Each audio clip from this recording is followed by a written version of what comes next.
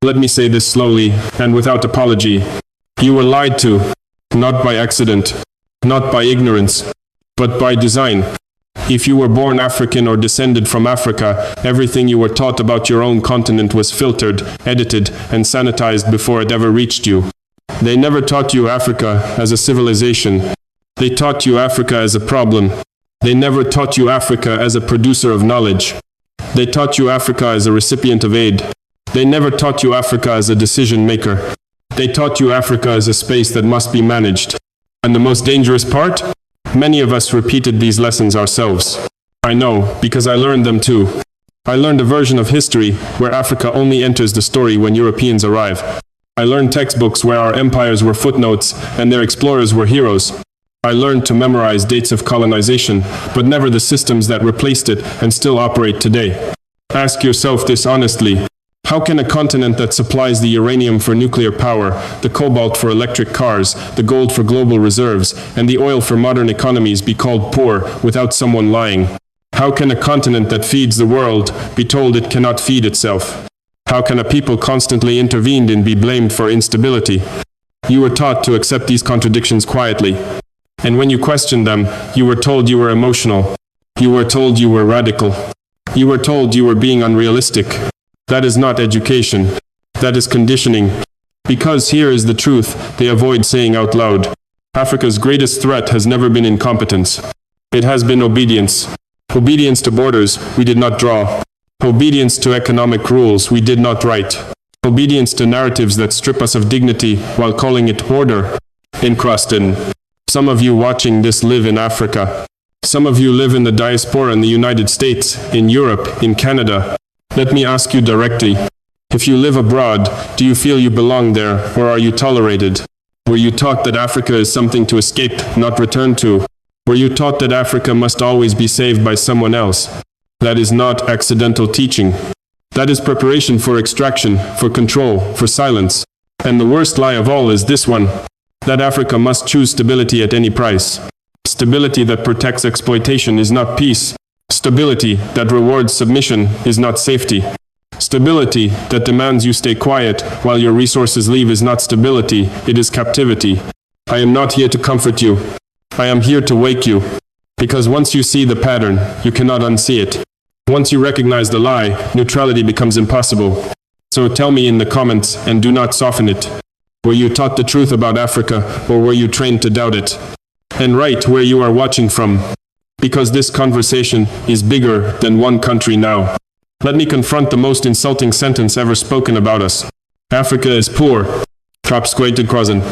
Say it slowly, and listen to how absurd it sounds. Africa is not poor. Africa has been made poor, deliberately, systematically, and profitably. If Africa were poor, the world would not be fighting over it. If Africa were poor, foreign armies would not camp on our soil.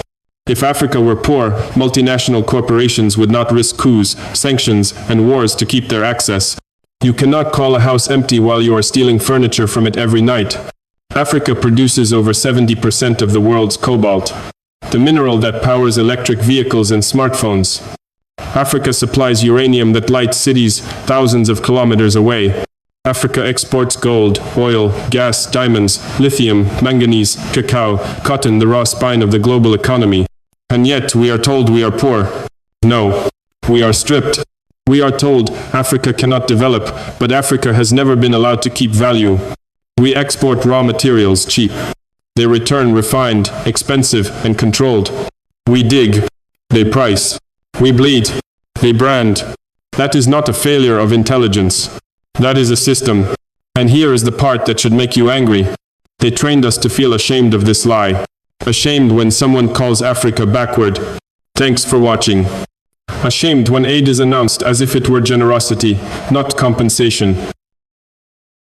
Ashamed when our leaders are paraded as beggars at global summits. Some of you watching this nodded along for years because resisting felt lonely. Because saying this is theft made you sound extreme. Because asking for control made you sound dangerous. That shame was cultivated. Because a people who feel ashamed of their wealth will never defend it. Let me ask you something uncomfortable. If Africa is poor, why does leaving Africa make others rich? If Africa is poor, why do our currencies collapse when commodity prices rise? If Africa is poor, why are foreign profits guaranteed while African lives are collateral? Poverty is not our condition. Poverty is our assigned role, and roles can be rejected. This is why every attempt at nationalization is called radical. One of the dindum. This is why every demand for fair pricing is called market disruption. Finally, but this is why every African leader who says no is labeled unstable, because the lie must be protected. And listen to me carefully now. God did not create Africa to be a warehouse for others. God did not place wealth under our soil so others could decide its destiny. What was stolen can be reclaimed, but only by those who refuse to bow. So I ask you, answer this in the comments without fear. Have you ever felt anger when outsiders call Africa the poor continent? And who do you think benefits most from that lie, external powers or internal leaders who enforce it? Write your country below. Let us see how wide this awakening already is. Now that you see the lie of the poor continent, the next question becomes unavoidable. Who controls the game? Because poverty does not operate alone. It needs managers. It needs rules. It needs referees who always blow the whistle against the same side. Let me be precise. Africa is not trapped by chaos. Africa is trapped by systems. Look at the contracts. Look at the currencies. Look at the rules we never wrote but are forced to obey. Take the so-called financial discipline imposed by institutions like International Monetary Fund. They call it stabilization. I call it sedation. Loans arrive with conditions. Cut public spending. Freeze wages. Open markets. Sell national assets. And when people suffer, they say, reform takes time. Thanks for watching. Time for whom? Not for the mother who cannot afford food. Not for the farmer crushed by imported subsidies. Not for the youth told to be patient while their future is exported.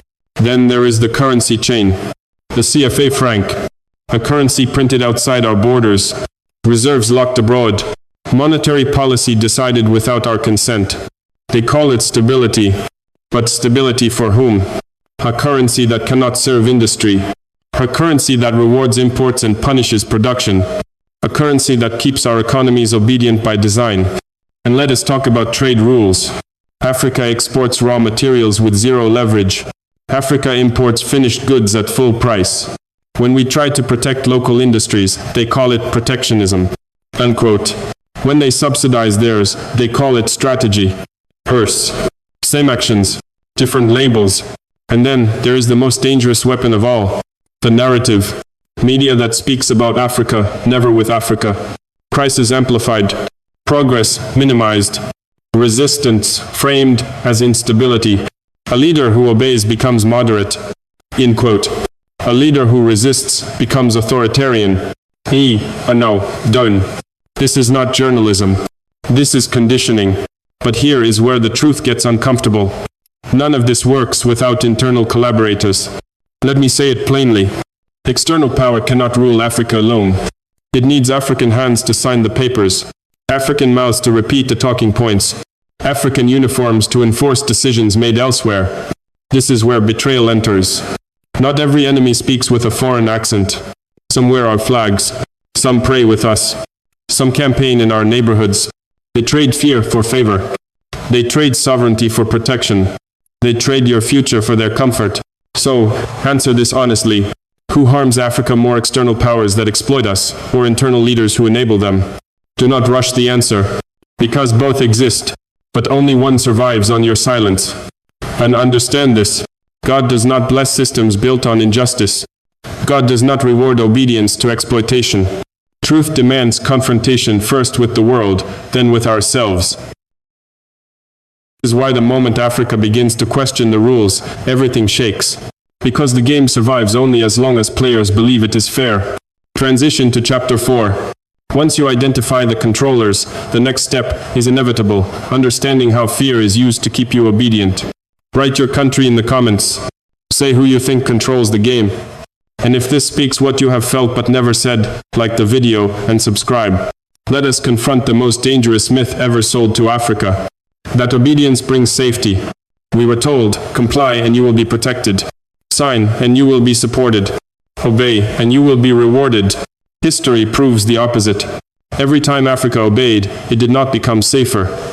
It became poorer, more fragile, more dependent. Look at the pattern. When we followed the rules, we were praised as responsible and summon, the rangest in fruit. When we accepted the deals, we were called partners, and when we stayed quiet, we were labeled stable, elitist, end quote. And what did stability give us? More debt, weaker industries, youth without work, borders guarded better than lives. Obedience did not build hospitals. It did not secure villages. It did not feed families. It trained us to wait. Wait for aid. Wait for approval. Wait for permission. This cycle repeats because fear is cheaper than justice. Fear tells a nation, now is not the time. The experience C7. Fear whispers, if you resist, sanctions will come. Unquote. Fear convinces leaders that survival is better than dignity. But ask yourself this. Did obedience protect those who obeyed before us? Those who accepted unfair terms were still overthrown. Those who complied were still humiliated. Those who followed orders were still abandoned when convenient. Obedience buys time, never freedom. And time, when wasted, becomes another form of theft. Look at the present. Countries that followed every recommendation still face inflation, still face insecurity, still face mass migration. So let me ask the question we avoid. If obedience worked, why does Africa remain punished for doing exactly what it was told? Why are we always reforming but never arriving? Because the system was never designed to lift us. It was designed to manage us. This is why compliance feels endless. There is always another condition, another adjustment, another sacrifice demanded from the same people. And here is the truth that hurts. Obedience creates learned helplessness. It teaches nations to doubt themselves. It trains citizens to believe change is impossible. It normalizes suffering as policy. But God did not create a continent to kneel forever. He did not bless Africa with resources, intellect, and resilience so we could outsource our destiny. Faith without courage becomes submission. Patience without action becomes stagnation. And yes, resistance carries cost. I will never lie to you about that. But obedience has already cost us generations. So decide. Do you want quiet poverty or contested dignity? Do you want managed decline or earned uncertainty? Because neutrality is not an option. Alliance is already a choice. Something changed in the Sahel, and it did not ask for permission. For decades, Africa was expected to negotiate its dignity quietly. Smile for the cameras. Sign the papers. Accept the conditions. Then the Sahel said no.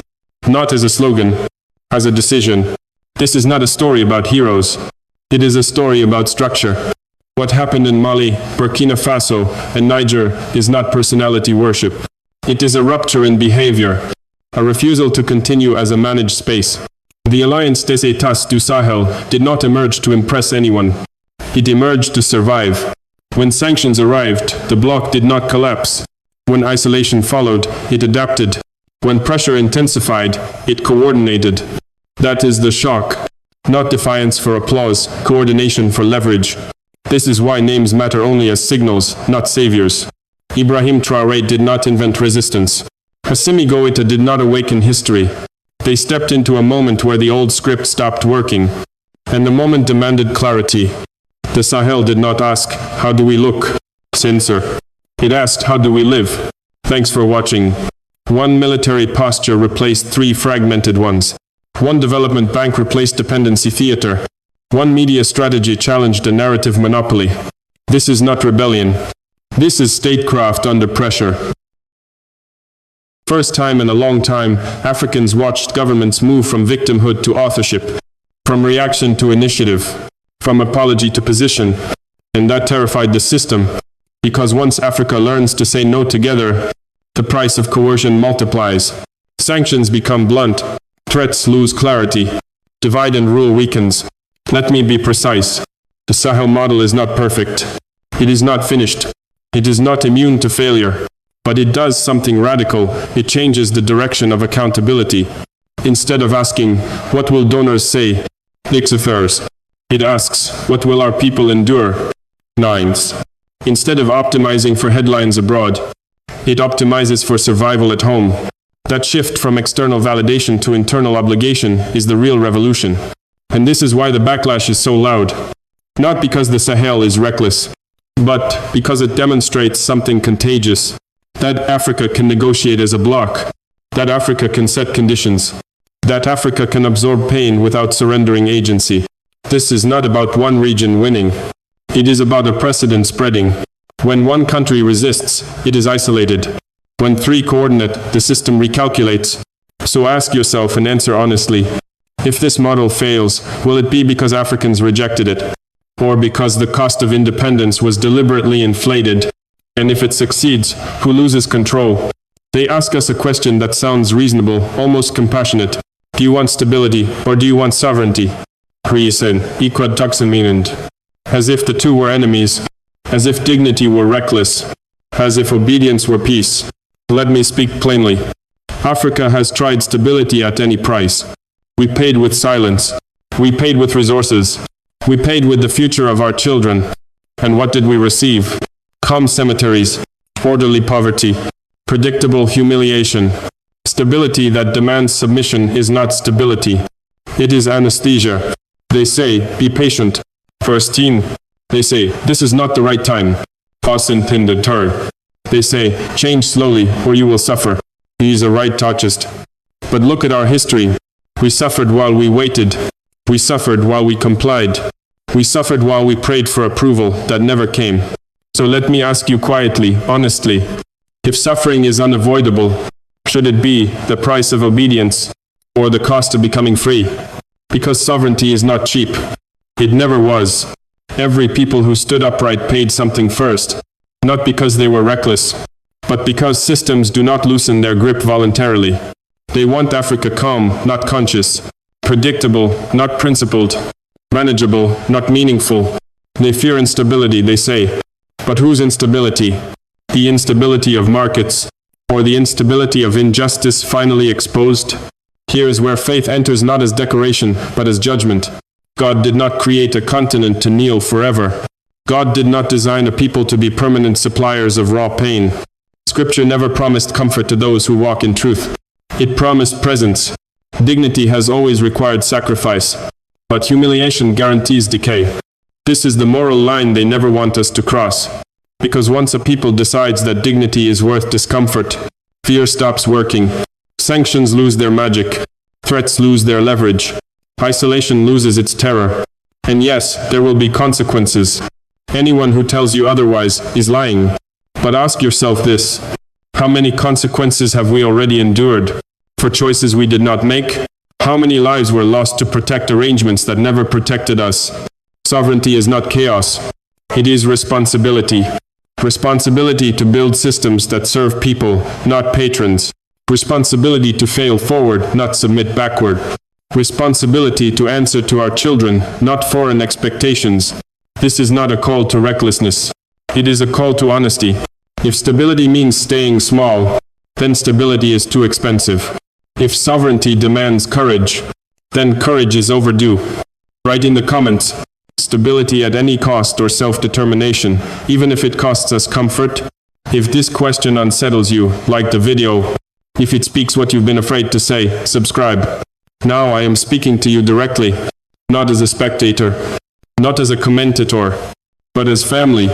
If you are African by blood and living in the West, this part is for you. You grew up hearing two stories at the same time. At home, whispered by parents and grandparents, stories of pride, struggle, memory. And another at school, on television, in policy papers, Africa as failure, Africa as charity, Africa as a permanent emergency. You were taught that Africa needs saving. And quietly, you were taught that you escaped. That contradiction fractures the soul. Because no matter how successful you become abroad, something feels unresolved. You defend Africa in conversations, but with borrowed arguments. You feel pride, but also distance. You belong everywhere and nowhere completely.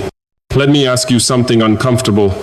When Africa stands up and disrupts the order that gave you opportunity, do you feel pride or anxiety? When sanctions are threatened, do you worry about Africa? Or about how it will look where you live? This is not accusation. It is recognition. The system trained you well. It rewarded assimilation, not allegiance. It taught you to love Africa culturally, but fear it politically. And yet, when Africa moves today, something shifts inside you. Because deep down, you know this truth. Africa does not need to be saved. Africa needs to be respected.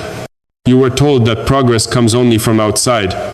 That legitimacy is granted elsewhere. That stability requires supervision. But ask yourself honestly, who benefits when Africa is always the student and never the author? You are not neutral in this moment. None of us are. Silence is not safety. Distance is not innocence. The question is not whether Africa's choices are inconvenient. The question is whether dignity is optional. God does not ask where you live. He asks where you stand.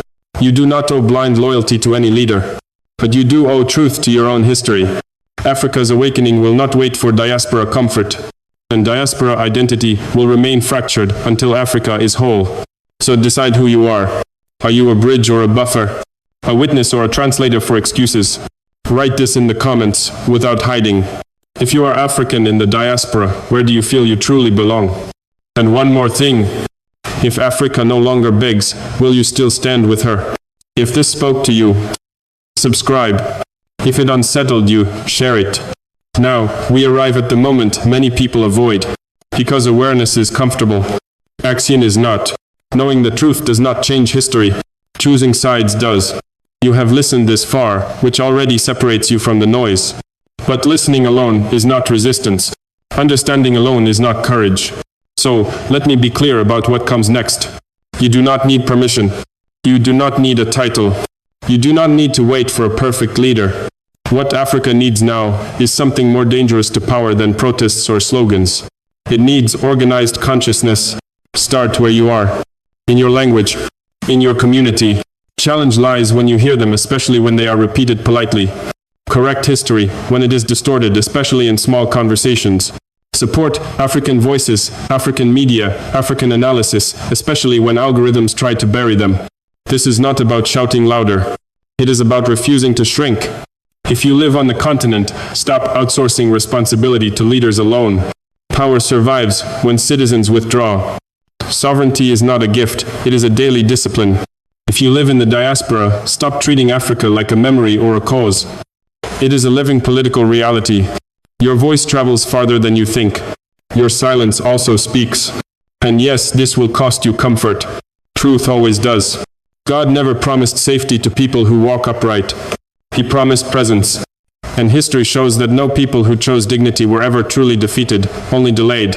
Now I want you to do something concrete. Subscribe not for me, but for continuity. Because movements die when attention fades. Like this video, not for the algorithm, but to signal that this conversation will not be buried. And write in the comments clearly and honestly. Which country are you watching from? Let us see how wide this community already is. Let us make it visible. Then answer this, without slogans. Should Africa keep playing by rules written without her, or start writing new ones? Do not wait for consensus. Consensus comes after courage, not before. What is coming will test resolve. Pressure will increase. Narratives will harden. Will ask you to be patient. Others will ask you to be afraid. Do not confuse patience with paralysis. Do not confuse fear with wisdom. Africa does not need saviors. Africa needs adults. And adulthood begins the moment you stop asking what is allowed and start asking what is right. Stand upright. Speak plainly. Act locally. Think continentally. Because history is no longer asking Africa what happened. History is asking Africa what she chose. And this time, the answer will be written by those who did not look away.